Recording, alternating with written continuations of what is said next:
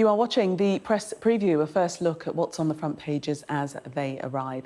It's time to see what's making the headlines with Daily Mirror columnist Susie Boniface and the acting deputy political editor of the Mail on Sunday, Claire Ellicott. So let's see what's on some of those front pages for you now. The Eye claims an exclusive with a report that Russia's top mercenary organisation, the Wagner Group, is fighting in the conflict in Sudan. The Times says there are serious concerns about how the latest strike by nurses beginning tomorrow will affect Great Ormond Street Children's Hospital in London. And amid what it calls the growing chaos in the NHS, the Telegraph carries a warning from the head of the Royal College of Surgeons of England that his members are only carrying out scheduled operations 1 day a week. The Guardian leads with the resignation of BBC chairman Richard Sharp over his connections with Boris Johnson and says Rishi Sunak is now under pressure to stop appointing Conservatives to senior positions in the corporation. The Financial Times also goes with that story. The headline there, Sharp quits BBC over Johnson loan. Another exclusive, this time for The Sun, which says top secret documents about Britain's nuclear submarine fleet were left in a pub toilet in Cumbria. Susie's paper, The Mirror, looks ahead to next week's coronation with a poll which it says most people support the King's plan to slim down the monarchy.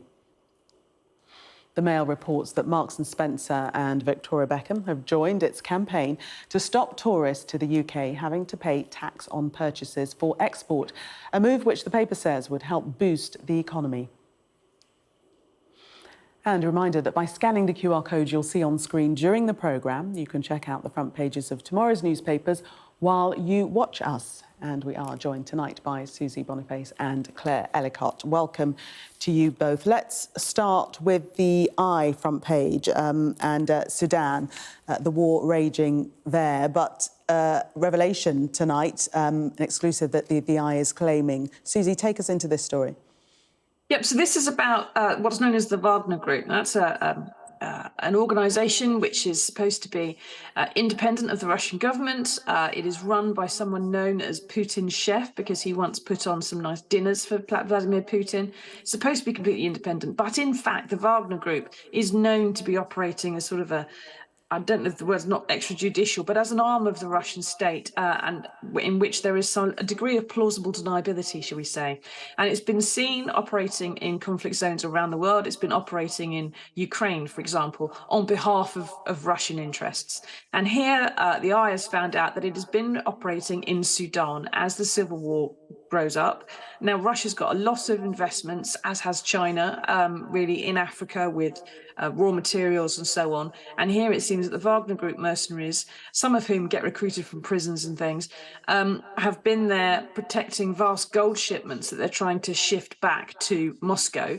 And of course, that's one of the ways in which they're funding the fight in Ukraine. So they've found these Wagner mercenaries in Sudan. They've managed to establish that the MOD is actually monitoring them and knows that they're there. They've been seen fighting near the capital of Khartoum. And it sort of raises questions really about the role that this unusual and highly unorthodox group is playing in world conflicts. It's been seen in Ukraine, it's being seen in Sudan. Where else are they operating? How many of them are there? Who's in control of it? I'm sure that's one of the things that our security services are spending half their days trying to figure out. Yes, Claire, I mean, what does this mean, basically? That is the question. Yeah, well, it's a shocking revelation. And actually, in a number of the conflicts we've seen around the world, not least Ukraine, and the Wagner Group's name continuously keeps coming up. And there have been calls to proscribe the group, to make sure that, any kind of organisations affiliated with them are going to be sanctioned, and some of those sanctions have been carried out in the UK. But there are huge concerns about this group, which operates in, is Putin. They're based in Russia, they're tied to Putin, but they seem to operate all over the world. One of the key things they seem to be doing in Sudan at the moment is trying to safeguard some shipments of gold. This gold, there are suggestions that Russia will be using that to fund the war with Ukraine. So there are huge questions for the rest of the world as well about what they do about this, because if this group of mercenaries, backed by Putin, are able to sort of operate in all of these conflict zones around the world, in order to continue to fight in Ukraine. And the West has huge problems on their hands, and something sort of needs to be done about it. But at the moment, Sudan is ungovernable. The fighting continues to rage, and Britons are being airlifted out of there at the moment. And we've heard that, about 1,500 Brits have been evacuated. It's not quite clear how many are there. They think there might be 4,000 nationals. But, this is continuing, but it will end tomorrow night. And Susie, as you say, the UK Ministry of Defence is tracking the activity of the Wagner Group. But what, if any, action could possibly be taken? Well, it's not just whether or not you want to take action against sort of an extra supranational group like this, which is enabled to sort of acting with impunity around the world in conflicts where the Russian state, for example, wouldn't want to be seen acting. It's also when you've got situations like this where Sudan's kind of on fire, you've got lots of nations sending their own troops to evacuate, including some of our own. And here we've got the Wagner Group operating in the same area. Now, what happens if you get in a situation where British troops are there and they're trying to evacuate people? We're sending a couple of warships to Port Sudan to try and get some of those people out. What happens if they come under attack? What happens if they come under fire? What happens if some Wagner Group mercenaries get the wrong end of the stick? Things can blow up very, very suddenly by mistake as well as by intent. And if something's going horribly wrong in Ukraine, is it in Vladimir Putin's best interest perhaps to start causing a distraction in Port Sudan by attacking a British warship, for example, in retaliation for us sending weapons to Zelensky and his freedom fighters? So it can go horribly, horribly wrong. And you could end up with a group like this having a conflict between Russia and the West in a place that you weren't expecting it, in a way that no one can control. And that's why our security services are monitoring it so closely. And then it gets to the point of not do you want to do something about it, but is it wise to do anything about it? Do you actually just want to give each other a very wide berth in order to avoid a conflict suddenly escalating? But they're not, because they're going to be in the same space, Claire. So it's a big conundrum, really, isn't it, for the British government and the defence services?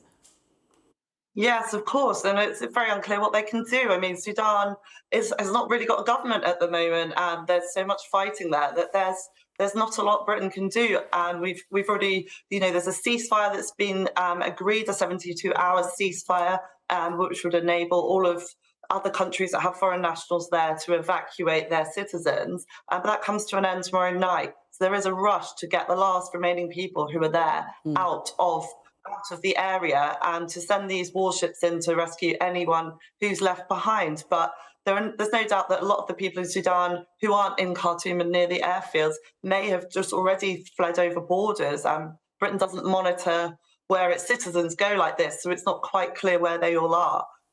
But it is a huge conundrum, and Britain will have to do what it can, working in concert with other nations, to ensure that this doesn't escalate and that there isn't some sort of proxy war with the Wagner Group or otherwise anywhere in Sudan. Yeah, very delicate situation there at the moment. Let us move to the Times and strikes, a word that has been littered across our media for several months now, and this nationwide strike by NHS nurses. The Great Ormond Street are saying that it's literally going to put the lives of children at risk, and they're calling to be made exempt from the action being taken. Susie. Yeah, and this just sort of shows really that the problems of the strikes, the industrial action that we've seen in industry after industry is not going away anytime soon. It's going to get worse over the next probably couple of years. Although some nurses and some NHS workers have voted to accept the pay offer, the Royal College of Nurses is still going out on strike. Now, the way that you get the nurses who are striking to agree, some basic safety levels for things like Great Ormond Street and cancer care and intensive care, which everybody would want, is if you negotiate with them in good faith and they know that you're going to come to the table and we can talk about everything else, just make sure you don't do this sort of thing. And that's not what's happening with the way the government's handled it. Added to which, although it's horrific to think about, anyone not being at work in a hospital when they could be, The fact is that there are 46,000 nursing vacancies at the moment, and that must be affecting places like the Great Ormond Street Hospital, intensive care units, and cancer wards every single day in this country. What's happening with the strike is that the absences are kind of being concentrated into a couple of days or one day, and it's becoming more noticeable, and it causes cancellations and other issues for people. But if you want to fix it, you have to fix the problem with the nursing vacancies. And unfortunately, I think it was in 2018, Theresa May, in her wisdom, decided to axe the nursing bursary, which provided funding for nurses to study a degree. That has since come back in again, but that kicking through the system has just stopped the number of nurses coming in.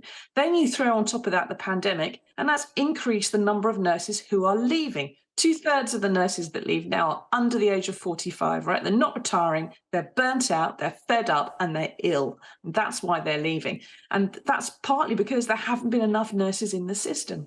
You've got to fix some of the fundamental structural issues with providing staff in the NHS, and then you don't have these strikes. That's obviously a long-term thing, and they've got to fix this in the short term to make sure there's enough care on Yes. call for services that need it. Yeah, it's the short term that's worrying the chief executive of Great Ormond Street, Claire, and he's saying that we respect the right of our staff to take part in lawful industrial action, but after exhausting all options, we have serious concerns over how we will safely staff our hospital during the strike. These children have no voice in the debate, and we must protect them. He's almost pleading. I mean, these are deeply worrying words for him. And we've got a situation where the nurses are going to go out on strike, and there's no exemption for critical care services, for cancer patients, for these sick children in Great Ormond Street. I think the trouble is that striking workers are reliant on the goodwill of the public, and the public accepting that, they have a good case. Because if they don't, then the government has no real incentive to negotiate with them. And the problem, I think, with this is that people are going to read the newspapers tomorrow, they're going to read these stories and think, Great Ormond Street, synonymous with caring for children and looking after people. Their workers are going on strike and children there could be at risk. It's hard to hear that. It's really, really difficult. And I think the trouble is that the RCN are relying on the public's favour, and they've rejected the government's offer. They're starting to look isolated because a lot of the other healthcare worker unions have said that they will accept the offer, and the offer may end up still going through despite the RCN, and the RCN are going on strike again. I think it becomes slightly problematic when the public see these damaging headlines and these warnings from, Britain's best-known hospital that children could possibly be in danger. I think it's going to be hard for them to keep the public on side if things like this continue, because with no exemptions, these children are clearly at risk. Let's move to The Guardian. We've just got time for that before the break, Susie. And this story, following on from the resignation of Richard Sharp, that The Guardian is looking at Rishi Sunak's future role in appointing a chairman and where he should be looking. Exactly, and it's to do with the entire public appointment system, really. So Richard Sharp got the job, having told the Prime Minister, who was already, he's told this inquiry, he considered him to be his boss as it was. So then he goes in and tells his boss he wants to get another job, which isn't really for the boss, but I'm now going to have to be entirely independent of you when I'm doing this job, and impartial and actually scrutinising you, but I need your permission to go and do it, and you need to appoint me. Boris Johnson then created a committee to pick the BBC chairman, and he plonked several people on that committee over the heads of the Department of Culture, who were drawing up a shortlist. He then told that committee several times that he wanted Richard Sharp to get the job. Now, that's not independent, and it's not the way to pick an independent person to lead an independent organisation, which is what everyone needs the BBC to do. It's the equivalent of me going to my editor and saying, "Hello, boss, I would like to suck up to you in a slightly different way tomorrow. Is that all right?" And we'll pretend that we don't know anything about it. We've never met before. And my boss will go, "Yeah, all right, why not? That sounds good." That's not how you pick the chairman of the BBC. But even after this, even after Richard Sharp resigning, that is going to be a very similar process, which is open to Rishi Sunak to use and abuse if he wants to, the same way Boris Johnson did. We have to have some rules about public life in this country and where our standards are, because Richard Sharp signed the Nolan Principles on Public Life and completely ignored them. He's now had to resign about 2 years after everybody else figured out there was something wrong with it. Susie, It has to be that there's independent committees setting this stuff up, because you can't rely on politicians to do it in a way that's decent and reasonable for everybody. They'll only do it in a way that's decent for them.